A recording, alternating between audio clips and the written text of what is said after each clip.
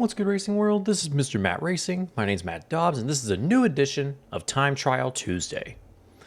This past weekend, the NASCAR Cup Series and O'Reilly Auto Parts Series ran their fourth restrictor plate race of the season in Atlanta, while the Craftsman Truck Series had their action at Lime Rock Park. And I gotta tell you, the racing in Atlanta, once again, proved why it never misses. But let's get right into it. We got a lot to talk about. Now, starting off, we've got the Cup Series. Ryan Blaney involved in another photo finish style finish at a restrictor plate track. Although you can't really call this one a photo finish technically.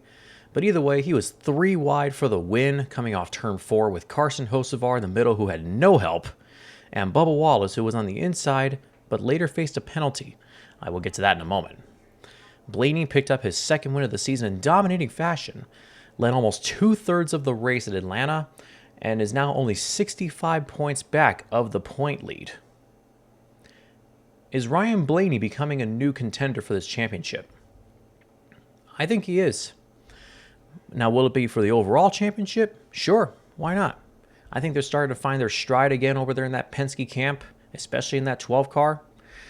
But when you look at the regular season championship, there's a host of tracks coming up that pretty much fits Blaney's driving style. So there is definitely a chance that Blaney can make up some ground and maybe be that kind of third guy that goes up there and potentially steals this regular season championship from Denny Hamlin or Tyler Reddick. The top 3 are separated by 65 points as mentioned, so by no means is this regular season fight over yet. Now, a second ago I mentioned Bubba Wallace finishing second, but being under penalty. Down the backstretch on the final lap, Wallace made a 3 wide move for the lead, but his car went below the double line, which at Atlanta is illegal, much like at Daytona and Talladega. You cannot advance your position below the double line, as everyone knows. NASCAR deemed that he advanced his position when he made that move. But here's my thought on that. No, he didn't. NASCAR may think that it was a physical look on the track that he advanced his position because he ended up side by side 3 wide with the 12 and the 77 when he blended back in. But he never took the lead or made it back up to second spot. He never moved up the running order. So in my eyes, that's not considered advancing your position.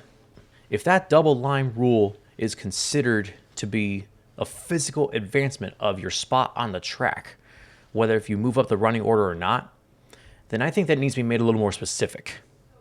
Because in a sense, Wallace got screwed out of a runner-up position just because of a rather light interpretation of the rule.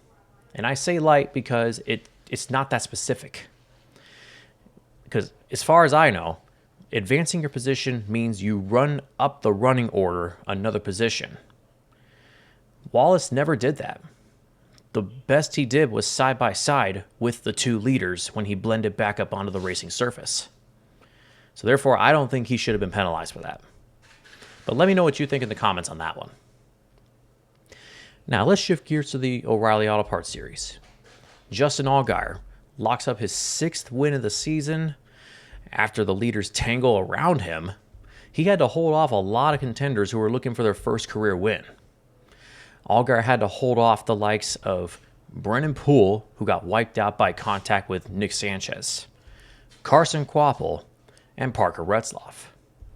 What do Poole, Kvapil, and Retzlaff have in common? They were all looking for their first career win, and they're all in prime position to do so until late contact shuffled the running order in favor of Allgaier. Allgaier's win locks up the regular season championship this early in the regular season, so Allgaier will have a 25-point advantage over second place when it comes chase time. With that being said, though, who's going to stop Allgaier? Who do you think is the best contender to go up there and upset Allgaier's chances at the championship this year? I mean, as far as I'm concerned, that team is in another zip code. They've just been so good at getting points all year long, whether it be in the stages or winning races or even salvaging adversity during races. I mean, that team has just had it clicking from the moment the green flag dropped at Daytona back in February. So it is going to be difficult for anybody to go up there and stop that 7 team. Now, let's talk about the Craftsman Truck Series race. They were at Lime Rock Park, their last road course race of the season. And at the end of it all, it was Grant Enfinger who held off Landon Lewis on the final lap to snap a 40-race winless streak to get his first win of the season and jump himself back into the chase contention. How much momentum will this generate for Enfinger? As I've said in previous videos, momentum is key in racing. And Enfinger is no stranger to being a contender when it comes to running up front, finishing in the top 5 and the top 10, or contending for wins. He kind of reminds me of Kurt Busch. Kind of get that 1 win per year out of the way. But who knows how different it may be this year. But Enfinger has made a Final Four appearance under the old playoff format in the past. So Enfinger is no stranger to becoming a championship threat. I'm just not sure how he's going to do it from down in like 10th or 11th in the points right now. But if he can generate some more strong races and strong finishes, you never know. Might have that one veteran up there that sneaks into contention.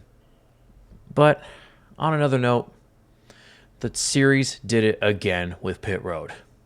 Non-competitive pit stops, pretty much taking away from the team's hands. Why are we still doing this?